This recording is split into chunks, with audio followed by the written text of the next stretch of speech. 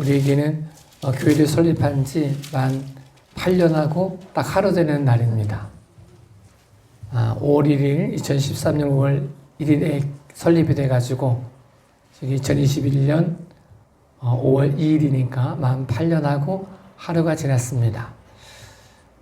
교회를 설립을 하고 또 교회가 진행되면서 꼭 잊지 않아야 될 마음들이 있어서 설립주일이 되면 반복해가지고 기초, 마음, 우리가 어떤 관계였는지를 정립해보는 시간을 갖고 있습니다. 오늘 읽은 말씀은 너무나 잘 알고 있는 말씀입니다. 특별히 우리 교회가 이름이 열매 맺는 교회이기 때문에 이 말씀은 우리 교회의 주제 성구와도 같은 그런 말씀입니다. 교회가 어떤 것이 교회이고 어떤 관계를 가지고 무엇을 향해서 어떻게 걸어가야 되는가를 보여줄 수 있는 모습, 특별히 오늘 읽은 요한복음 15장 1절부터 5절에 있는 말씀을 통해서 우리가 어떤 모습으로 우리 교회가 또 다른 8년을 준비하고 또 다른 10년을 준비할 수 있을지를 고민해 보는 시간이 되었으면 좋겠습니다. 요한복음 15장은 시작을 하면서 관계를 정리해 줍니다. 하나님이 농부시다. 예수님이 표현하신 거죠. 아버지가 농부시다. 나는 포도나무다. 너희는 가지다. 이거로부터 시작을 합니다.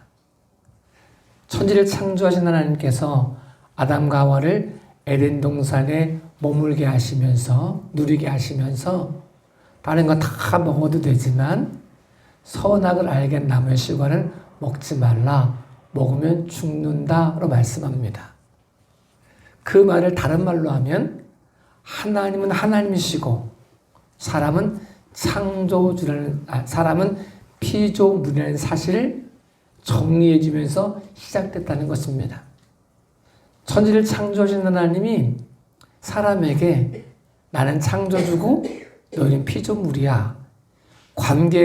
바른 관계가 정리되지 않으면, 바른 관계를 맺지 못하면 너희는 죽어. 이것을 보여주는 것이 선악과는 먹지 말라입니다. 사람들이 다른 거 다 마음대로 하다가도 선악과 앞에 딱 서면 내가 내 거 아니지. 내가 지금 누리는 거 내 거 아니지. 하나님이 창조주고 나는 피조물이지.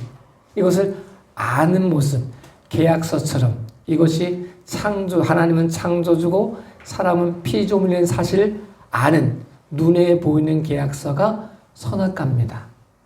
이 모습은 하나님과 관계에서 바른 관계의 맺기를 가지고 있어야 우리가 영원히 살 수 있다는 사실을 보여주고 있습니다. 예수님도 이 모습을 말씀하십니다. 하나님 아버지 농부시다. 나는 포도나무다. 너희는 가지다. 너희가 내 안에 있지 아니하면 열매를 맺을 수 없다라고 표현하는 겁니다. 관계 맺기 정확하죠. 아담과 하와가 하나님을 창조주로 인정하면 그는 영생합니다. 내가 하나님처럼 되려고 하면 선악과를 따먹으면 그 관계는 끊어집니다. 관계가 끊어지면 아담은 아담일 수 없습니다. 하와는 하와일 수 없습니다. 살아있다고 말할 수가 없습니다. 죽음이 온다는 사실을, 심판이 온다는 사실을 말씀해 주고 있습니다. 이 모습 속에도 하나님이 아버지시고 예수님이 포도나무시고 우린 가지다. 이 모습을 우리가 고백할 때 우리는 교회, 우리가 모여있는 이 교회가 바른 관계를 맺고 있는가를 끊임없이 돌아봐야 됩니다. 우리 교회의 주인이 하나님이신가? 내가 그분 안에서 하나님의 자녀로 누리고 있는가? 관계 맺기가 정확히 되어지면 삶이 달라집니다. 관계 맺기가 정확히 되어지면 내가 해야 될 일과 하지 말아야 될 일이 분명해집니다. 선악과 앞에 딱 섰을 때 하나님이 창조주고 내가 피조물이라는 사실이 정확히 구별되어지면 유혹이 오지 않습니다. 선악과 먹고 싶은 마음이 생기지 않습니다. 포도나무 가지, 포도나무에 붙어있지 않으면 죽는다는 사실을 깨달으면 예수님이 포도나무시고 내가 가지다 이 사실을 깨달으면 떨어지면 죽는다는 사실을 아니까 떨어지는 것이 유혹이 되지 않습니다. 떨어져 볼까? 생각 못합니다. 죽으니까. 정확한 관계를 맺으면 그런 겁니다. 우리 교회라고 하는 특별히 열매 맺는 교회가 8년이 되었는데 우리 정리해 봐야 되는 거죠. 하나님이 창조주시고 내가 피조물인가? 예수 그리스도가 우리 교회의 머리시고 내가 그분의 지체인가? 돌아보므로 머리이신 예수님이 고백되어지면 손과 발과 지체가 머리를 움직여가는 것이 아니라 머리가 손과 발과 지체를 움직여간다는 사실을 인정함으로 시작되어진다는 거죠. 이 사실이 분명해지면 문제는 다 해결되어집니다. 목적이 분명해집니다. 누가 주인인지가 정확히 누려지면 내가 무엇을 해야 될지를 안다는 사실을 우리에게 보여주고 있습니다. 그래서 우리가 첫 번째로 관계 맺기, 바른 관계를 맺고 있는가 돌아보는 거죠. 나는 선악과를 먹고 있지 않은가? 나는 하나님 자리에 있지 않은가? 돌아보고 내가 하나님을 창조주로 인정하는가? 예수 그리스도가 우리 교회의 머리이심을 인정하고 있는가를 돌아보므로 바른 관계를 회복함으로 교회가 교회되어지고 우리가 우리 되어질 수 있는 믿음의 귀하고 복된 삶이 되어질 수 있기를 예수님의 이름으로 축복합니다. 관계 맺기가 정확히 이루어지면 그 다음에 나타나는 것이 내가 왜 이 땅에 태어났고 왜 우리 교회가 설립되었고 내가 그 안에서 무엇을 해야 되는지를 알아지게 됩니다. 목적은 창조주에게서 찾는 거지 피조물에게서 찾는 게 아닙니다. 하나님이 나를 창조하신 목적은 내가 찾아가는 게 아닙니다. 내가 만드는 것도 아닙니다. 창조주 하나님의 뜻 안에서 찾아내는 거죠. 그래서 하나님이 아담과 하와를 창조하시면서 목적이 있으셨습니다. 목적이 뭐냐? 두 가지로 표현되어집니다. 하나님의 형상대로 모양을 따라 창조했다는 것 속에 목적이 나타납니다. 포도나무 비유의 목적도 나타납니다. 왜 아버지 하나님이 농부가 되셔서 포도나무를 심으셨는가 표현하면 열매를 맺기 위함이다라고 표현하고 있는 거죠. 아담과 하와에게 하나님이 하나님의 형상대로 모양을 따라 만드시면서 아담과 하와를 향한 하나님의 목적이 있었다는 사실을 보여주고 있습니다. 이겁니다.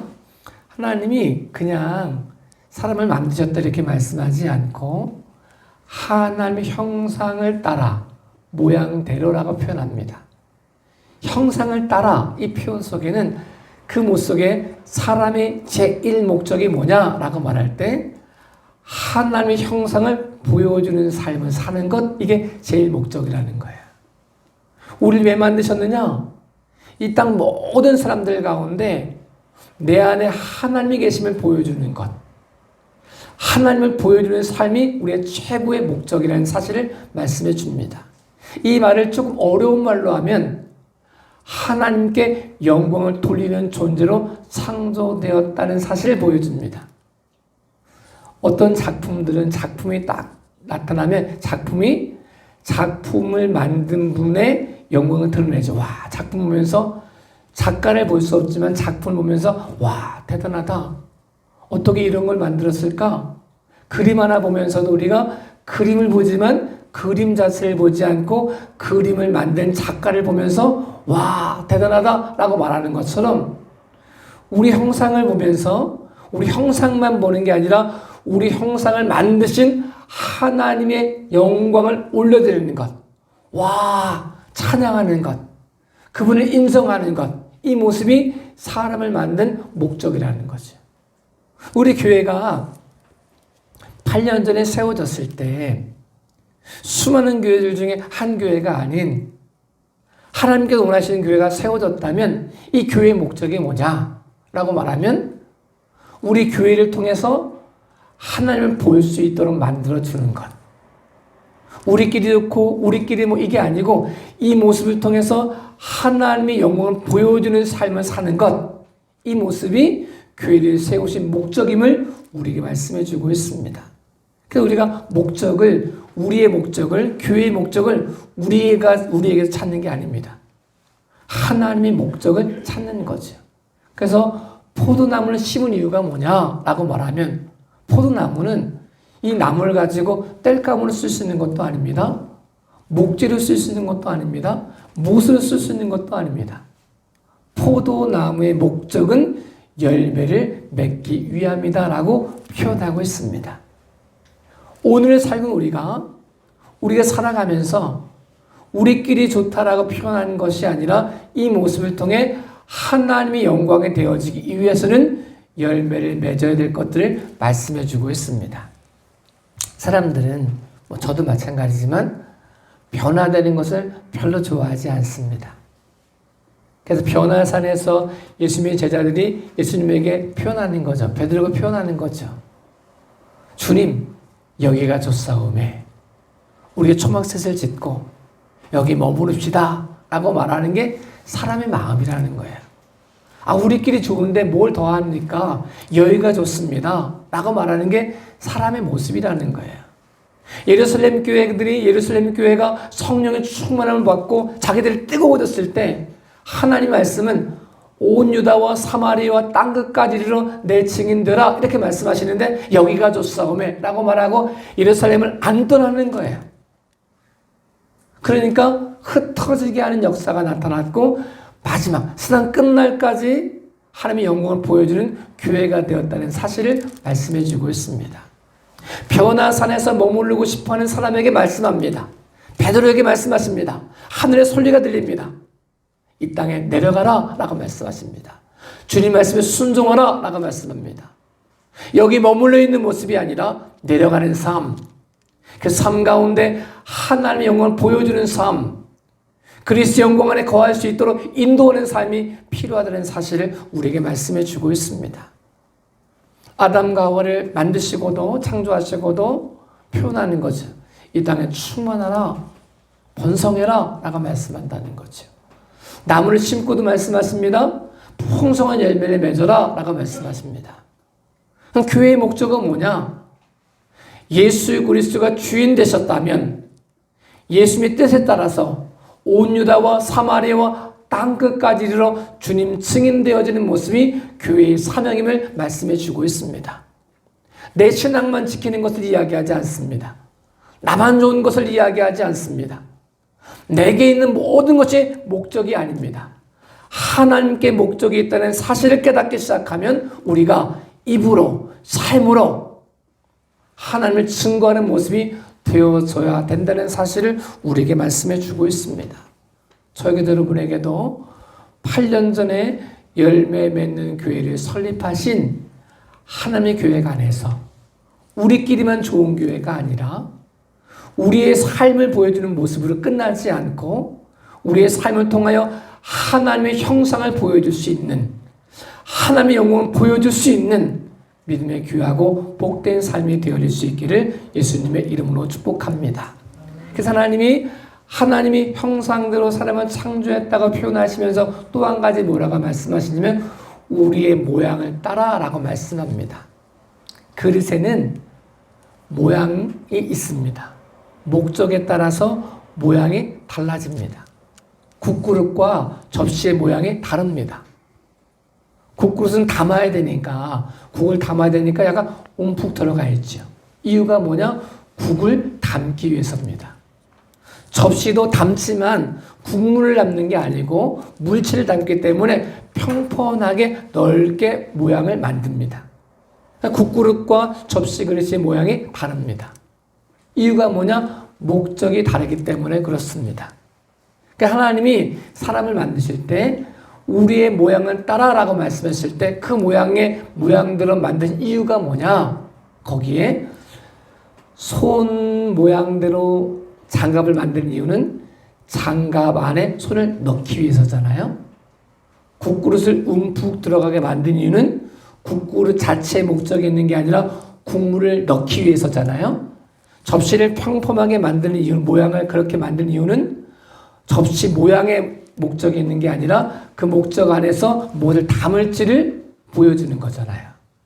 그 우리의 목적 속에 우리의 삶 가운데 하나님이 왜 하나님의 형상대로 모양을 따라 만드셨는가? 라고 말하면 우리 모양 안에 그냥 홀로 내버려두지 않고 너 따로 나 따로가 아니라 농부 따로 가지 따로가 아니라 하나님 따로 피조물 따로가 아니라 우리 안에 하나님이 들어오시려고 동행하시려고 그냥 우리 안에 거하신다 이 표현으로 끝나지 않고 우리가 동행하신다 이 정도로 끝나지 않고 내가 네 안에 네가 내 안에 이 표현입니다. 교회의 목적도 마찬가지입니다. 교회를 하나님이 세우시고 예수 그리스도가 음부의 권세가 흔들 수 없는 교회로 세우셨을 때 거기에 목적이 있다는 거죠. 이 안에 그리스도의 형상을 담은 우리 안에 예수 그리스도를 담기 위해서 말씀의 능력을 담기 위해서 그리스도의 생명을 담기 위해서 그 모양이 동일한 건물처럼 보이지만 이 안에 예수 그리스도가 담겨 있지 않으면 교회가 아닙니다. 하나님의 형상대로 창조된 우리 안에 그리스도의 뜻이 담겨 있지 않으면 교회가 아닙니다. 사람들은 건물을 보고 교회를 잘 지었다라고 말할 수 있습니다. 근데 하나님이 말씀하신 교회는 교회의 생명은 하나님의 영이 임한 것입니다. 성령이 임하지 않으면 교회가 아닙니다. 우리 뜻으로 가득하면 교회가 아닙니다. 그래서 하나님의 형상대로 창조되어지고 모양을 따라 창조되어진 사람의 목적이 거기 안에 있듯이 하나님의 영광을 올려드리고 하나님의 안에 거함으로 그 모습을 통해 또 다른 사람에게 생명을 전하는 사람의 모습이 되어져야 되는 것처럼 교회의 목적은 거기에 있습니다. 교회의 목적은 하나님에게 영광이 되어지는 것입니다. 하나님께 올려드리는 것입니다. 우리끼리 좋은 거로 끝나지 않고 하나님의 뜻을 담는 겁니다. 그 뜻을 이루기 위해서 노력하는 것이 교회임을 말씀해 주고 있습니다. 저희가 교회를 8년 전에 설립을 할 때 이 교회가 별거 아닌 것처럼 보여도 굉장히 많은 관심과 뜻을 가지고 모양을 나누는 것입니다. 교회 기둥들이 여기 하나 있고 저기 하나 기둥이 있어가지고 여러분 기둥 안 보이지만 여기 기둥이 있거든요. 기둥이 있어가지고 다른 업체에서 여기 이제 뭐 복싱 체육관을 쓰려고 왔다가 저 기둥 때문에 걸려서 안 되겠다라고 안 나고 또 뭐 카페도 왔다가 한 달 했다가 또 기둥 때문에 걸려가지고 못했습니다. 이 건물이 지은 지 1년 동안 아무도 들어오지 않았었습니다. 기둥 때문에 이 건물이 안 된다는 거였죠. 그래서 사무실을 쓰려고 했던데도 화장실 2개인 것 때문에 안 쓴다는 거였어요. 화장실이 너무 크다. 사무실을 쓰면 화장실 하나면 되는데 사무실 2개가 있으니까 공간 자체가 우리에게 불필요한 공간이다. 이렇게 얘기해서 안 들어왔다는 거예요. 근데 우리 교회는 이 기둥 때문에 방을 만들고 저희가 5년 정도 넘게 여기서 생활했습니다. 또 화장실 2개인 것 때문에 남자와 여자가 화장실이 구별이 되어지고 우리 교회는 굉장히 적합한 모습이었다는 거죠. 모양을 어떻게 만드느냐는 그 교회가 어떤 방향을 가지고 나아가는가를 보여주고 있습니다. 혹 우리 교회가 설계를 하고 또 기회가 되면 건축을 하고 또 그 모습을 통해서 다른 사람들에게도 복음을 증거하는 모습을 살아갈 텐데 그냥 모양이 아니어야 됩니다. 그 모양 속에는 교회의 방향이 녹아져 있어야 됩니다. 공간은 그냥 공간이 아니라 그 공간 안에 하나님의 영이 임할 수 있도록 하나님의 뜻을 보여줄 수 있도록 담을 수 있도록 그래서 하나님이 사람을 만드실 때 그냥 만들지 않고 하나님의 형상을 따라 모양대로라고 표현하는 겁니다.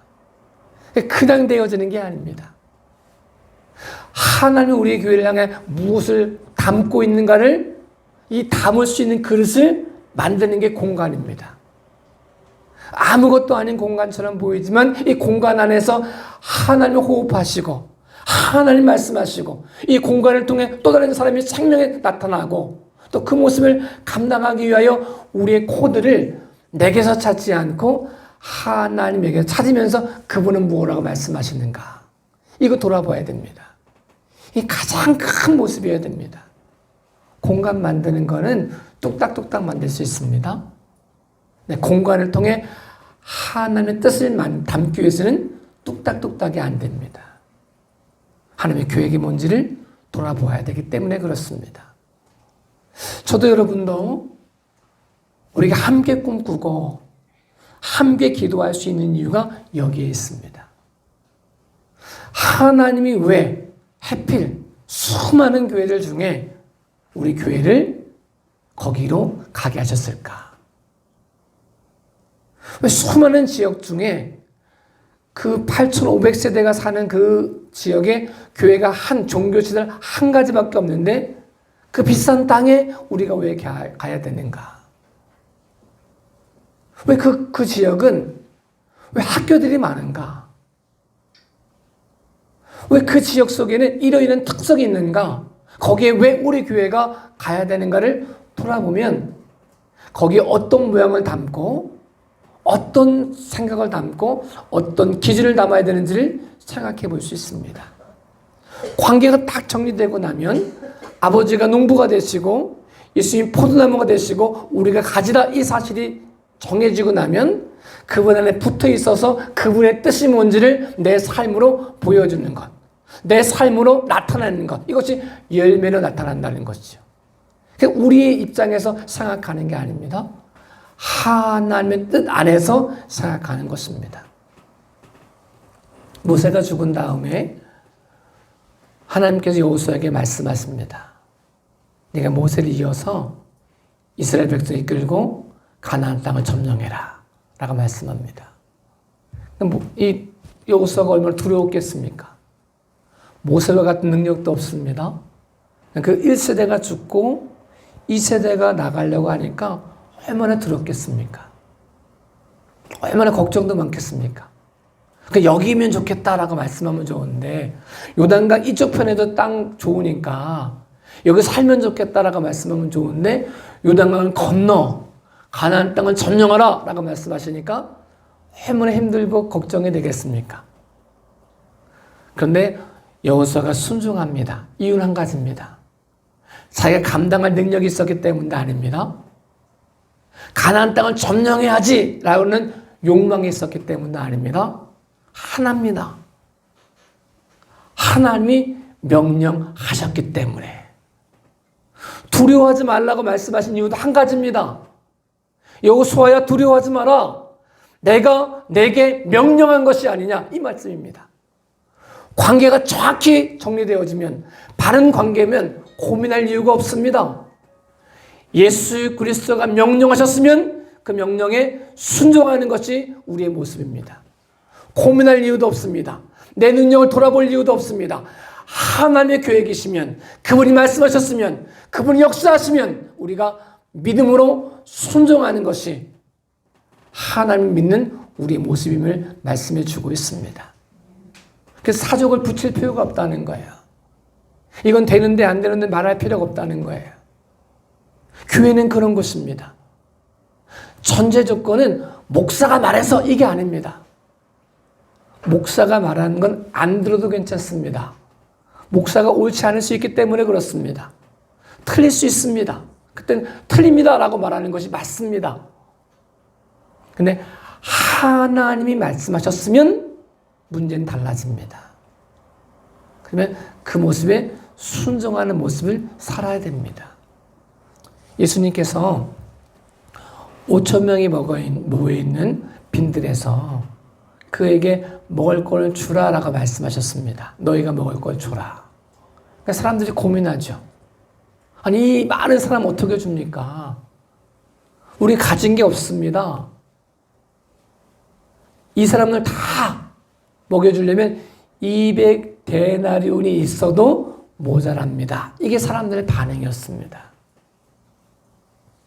우리의 손에 뭐가 있는가 돌아보면 도저히 이해될 수도 없고 할 수도 없습니다.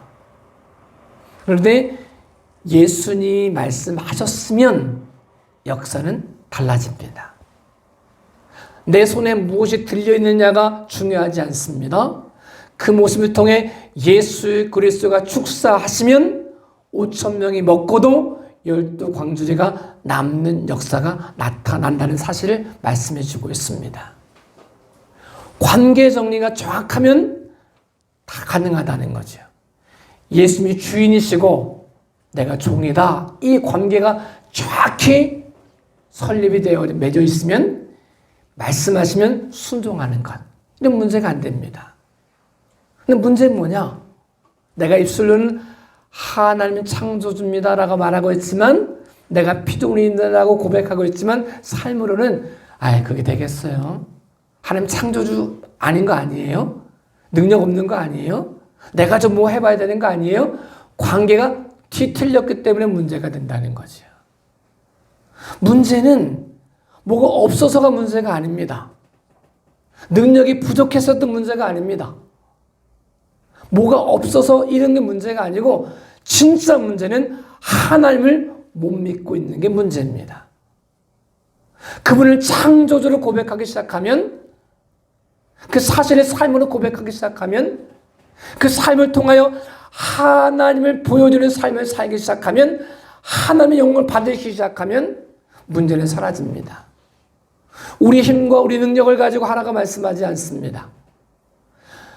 하나님의 모양대로 창조된 속에 하나님의 영이 임함으로 하나님이 이루신다는 사실을 말씀해 주고 있습니다. 힘으로 되지 않는다고 말합니다.